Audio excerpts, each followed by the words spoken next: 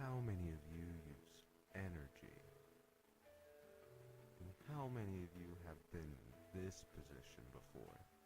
Needing energy, but no energy to use that's clean or non-expensive. You could use fossil fuels, but just be you, and it's bad for the environment. You could go to geothermal energy, but I can't see this working anytime soon. How about you?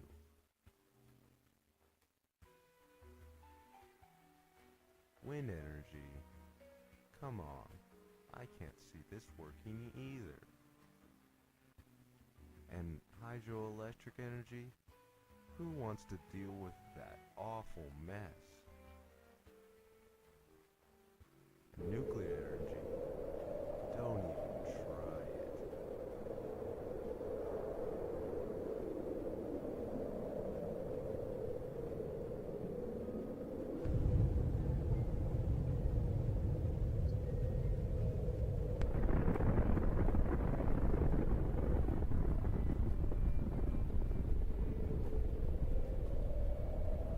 Hey you, stop your crying. Stop the fretting. It's alright. We have the solution. Solar energy.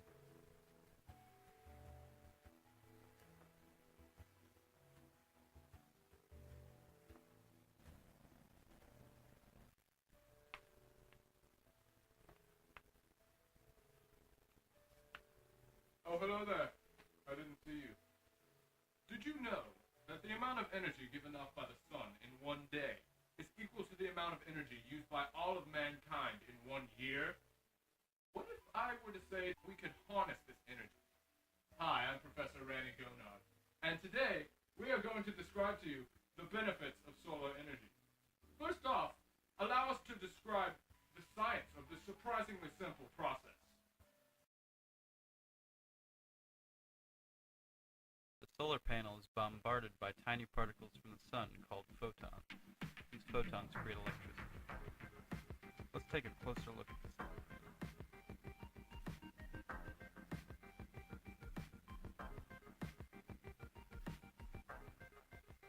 The solar panel is divided into several layers, sandwiched between protective glass layers and conductive coatings. Electricity, which is produced in the middle layers of the photovoltaic cell, flows out in the form of electrons through the outer conductive layer. To understand the electricity production in a photovoltaic cell, we need to zoom into the molecular level. The photons hit the dye molecules contained in the middle layers, exciting the molecules, which gives off an electron which flows out through the conductive layer, and the electron exits itself via the conductive layer and goes to whatever appliance it's being used for, and then it re-enters the cell via the bottom conductive layer. This electron is now recycled by several chemical compounds until it rejoins the original dye molecule and repeats the process.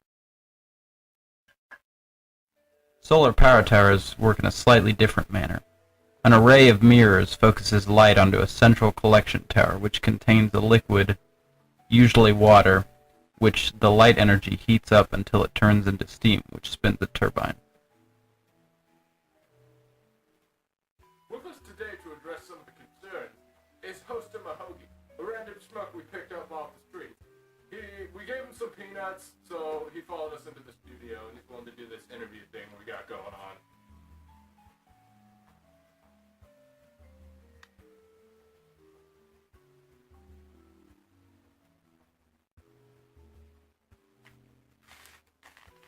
Well, I heard that this is really expensive. Like, just buying all this stuff is really expensive. While the initial cost for batteries can be upwards of $1,000, these batteries last for 20 years. That's 20 years of unlimited power from the sun. Well, I heard that when make those things, it pollutifies the environment, and yeah. While it is true that it requires a certain amount of non-biodegradable materials to create solar panels, compared to the emissions produced by fossil fuels, solar power is much, much more eco-friendly. Well, where am I gonna put all this? Ain't nobody got no space for all this. Posta, do you have a roof? Well, I do have a roof. Put that ish on the roof, man. Like, you can't put a windmill on the roof. It would look like ugly. Like, you'd need a feel for that ish. Come on, use your head, Mahogi. Well, Mr. Marty Scientist guy, what about when it's not out? Or when it's cloudy, huh? Recent improvements in solar power technology have allowed it so that solar panels can retain energy for months and months and months without sunlight. What I have here on the board are 3 types of conventional energy sources as well as solar energy, and below them are their efficiency percentages. Oil has 23%, while coal has 34%, and gasoline has 46%, and finally, solar energy is 20% efficient. Well, I ain't too good with numbers, but all those numbers look higher than solar energy. Good question, Hosta.